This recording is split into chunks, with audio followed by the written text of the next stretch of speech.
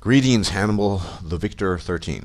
I was going to lay my weary head to rest making videos for a while, and I still intend to do that. However, I did come across your video, and I want to address what I think the overwhelming issue seems to be. I'm not going to talk about the specifics, for example, that you think that Paul Elam, JTO, and Growitz are running scams. I don't believe they are. But I want to talk about what I think the crux of the matter is, namely, is there a societal, civilizational bias against men and favoritism shown towards women? I might be one of these crazies you're talking about, because I believe that to be true. Now, a little bit of background. I make videos too, but I'm not really an MRA. I'm not an activist, so I wouldn't call myself that. Men's rights activist. I'm not an activist. I have donated to men's causes on occasion, but I'm not an activist. I'm just a dude who makes videos at the end of the day. I also tend not to get on board with too much focus on feminism. I think it's very convenient to do so because by focusing too much on feminism, people are able to dodge what I consider a far larger issue, namely female nature, female hypergamy, for example. I think feminism is just a symptom, an outcropping of something far greater and more important, so I don't really talk too much about feminism. People talk often as if feminism conned the world, and specifically women, into buying into some of its premises, and well, anyway, I think feminism is not nearly as important as the causes of feminism are. So I'm mostly interested in female psychology. That's my primary interest, I'd have to say. So having said that, just for a little bit of background, I'm going to talk about homelessness in this video and a few other things. And I want to address the issue of homelessness because most homeless people are male, and this is consistent throughout society. And I know you're big on facts and statistics, so I've compiled a bit. It might not be enough for you. Maybe you want 300 citations or 20. I only have a few. But here goes. So I'll briefly talk about this first, and then cite or read off the information, then I'll talk about what I'm reading off. So this is from the the VCU Center on Human Needs Project on Societal Distress. As of 2009, men accounted for 63.7% of the adults who used emergency shelters or transitional housing over a 12-month period. Homeless men tend to access emergency and transitional shelters on their own, whereas homeless women often have children with them during their shelter stays. Adults in families that are in emergency shelters or transitional housing are predominantly women, 79.6%, whereas individual adults without children are predominantly men, 72.7%. Okay, so single men, women with children. This next bit is from the NCH, National Coalition for the Homeless. It stated, most studies under gender show that single homeless adults are more likely to be male than female. In 2005, a survey by the U.S. Conference of Mayors found that single men comprised 51% of the homeless population, and single women comprise 17%. That's from the U.S. Conference of Mayors. And this is SAMHSA, if I'm pronouncing that right, the Substance Abuse and Mental Health Services Administration. And it has a category of gender, age, race, and ethnicity. So among all sheltered individuals over the course of a year, from October 2009 to September 2010, 62% of them were male, 38% were female. And of those males, a study conducted in New York City and Philadelphia indicated that people experiencing chronic homelessness were predominantly black and male. In New York City, 92.9% were black and 82.3% were male. In Philadelphia, 92.9% were black and 71.1% were male. Okay. So those are some stats that I read off, and I guess I could probably provide an endless list, but I'm not going to do that. I have limited time. Suffice to say that most homeless people, the totality, I'm not speaking of homeless with families, are male. I think it's commonly acknowledged that many veterans, war veterans, are homeless, and they happen to be male. The question that I would pose is, how can this be? There is, for the most part, in terms of demographics, a symmetry in terms of population, slightly more females than males, but it's pretty much 50-50, more or less. How does that account for the majority of homeless being male? There needs to be some causal factor involved here. Now, I would offer to you as an explanation for that, to me this is sort of an Occam's razor explanation, well, that the reason that's the case is that society, human beings on the whole, have a preference for female well-being, female survival, females in general, a preference for them over males. Now, it's very unfortunate I don't have anything but this one study that was conducted in 2004 at Rutgers University in New Jersey. I wish there were more available, but I would sound conspiratorial if I claimed that the reason why there are not more studies on this is because no one's interested in doing them. So I won't say that. Well, I just did. So this is a study run by the Department of Psychology at Rutgers in 2004, Gender Differences in Automatic In-Group Bias. Why do women like women more than men like men? Here's the abstract. 4 experiments confirm that women's automatic in-group bias is remarkably stronger than men's, and investigated explanations for this sex difference derived from potential sources of implicit attitudes. In Experiment 1, only women, not men, showed cognitive balance among in-group bias, identity, and self-esteem, revealing that men lack a mechanism that bolsters automatic own-group preference. Experiments 2 and 3 found pro-female bias to the extent that participants automatically favored their mothers over their fathers, or associated male gender with violence, suggesting that maternal bonding and male intimidation influence gender attitudes. Experiment 4 showed that for sexually experienced men, the more positive their attitude was towards sex, the more they implicitly favored women.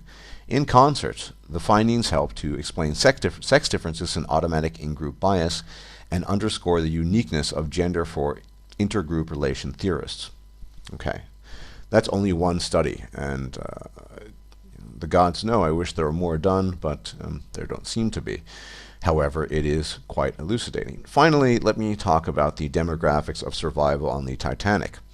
We all know the Titanic, the big ship that sunk in the early 20th century. So, on the Titanic, the total number of women was 434, and of those 434, 110 died, and 324 survived, with a survival rate of 75%. The total number of men was 1,680. Of those 1,680, 1,657 died, and 323 survived, yielding a survival rate of 19%.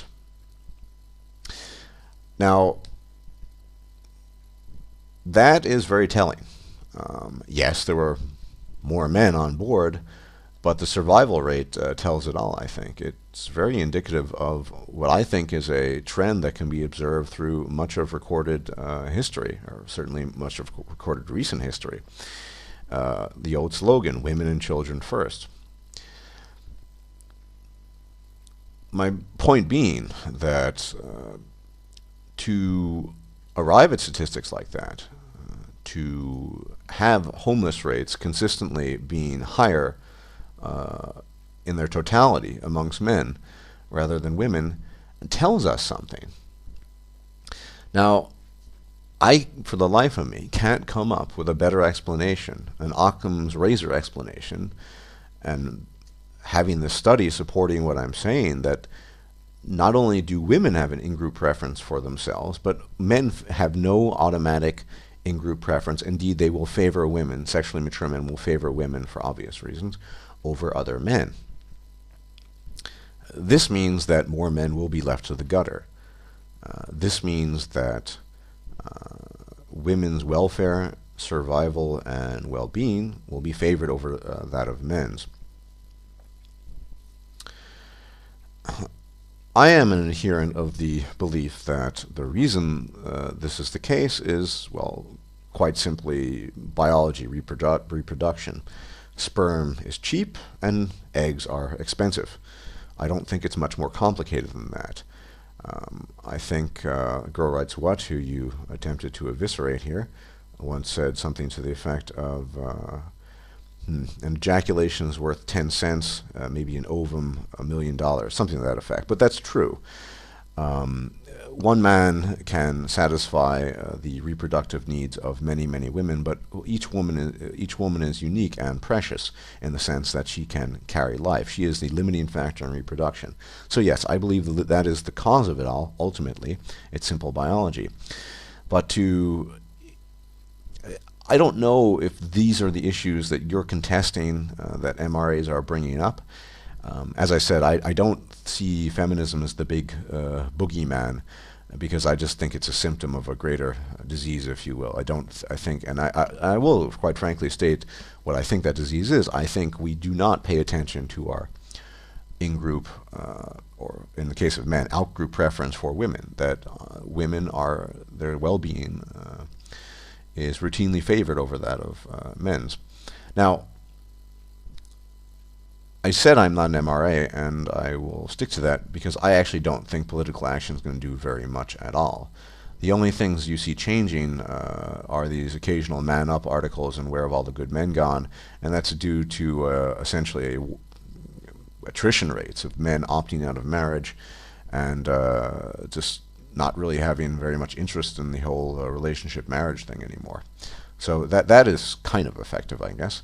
But I'm not of the opinion that we can re-engineer millennia of biology and evolution and the social consequences of that. It's not going to happen. So I'm much more, I guess, pessimistic and cynical than others. So I'm not an MRA. But if this is the issue of contention, that the primary one, I believe it is, that this idea that women are somehow not favored over men, I just don't see the evidence for that. And by favor I mean the most important things: well-being, survival, health. I don't have the time to address this, but maybe I can at a later date. But it is fairly well known that spending on health, medicine, is far greater for women's illnesses than it is for men's. Why is that? Well, one, yes, men tend not to advocate for themselves, and they don't identify as a group. See, no in-group preference. But it's also because society doesn't have men's welfare really at heart compared to women's welfare. And so I just don't see what other cause you could come up with regards to this. So I don't know. But anyway, I think I've made my point. Like I said, I'm not an MRA, but I am interested in men's issues, and I'm not obsessed with feminism. I barely talk about feminism at all, because I think it's something, well, it's just an offshoot of something that's far greater. Anyway, and regarding the issue of Paul Elam, JTO, and Girl Writes What out there to simply make money, well, I think it's very, very unlikely. For one, there's far, far better ways of making money, lucrative ways of making money than using YouTube and using men's rights issues as a platform. Plus, if you are an activist and you want to do activist work, you kind of need money to do that. You need cash, and there's not a huge amount of cash flow for MRAs. So that's another reason why people in the MRA, some people will ask for money or have a donate button. That's probably the primary reason. But in any event, I mean, all of these individuals you mentioned, Paul Elam, JTO, and Gorwright, they're very smart people. Don't you think if they really were just coming up with a con, they would have a lot better ways of quote unquote milking people out of money? I mean, it just makes no sense. No, I think they see legitimate issues. You questioned whether or not they actually believe this. I think they do, and I'm on board with them in the sense that I think there are some serious issues, although I'm not an activist. Anyway, I thought I'd just make that video response. I don't, like I said, I believe that's the point of contention, that you and some others do not believe that there is any sort of bias towards men in society, and as compared to women being favored over men. And I've tried to illustrate that that's simply not the case. I doubt you'll believe me, and I don't think you'll think it's sufficient. I wonder how much data, how much evidence you would need to be presented to convince you. But anyway, hopefully you'll accept my response, even though it's a kind of oppositional video. But you seem like a gracious chap, so I assume you will. Have a good evening. It's evening where I am, and I guess I'll see you at a later date. Take care.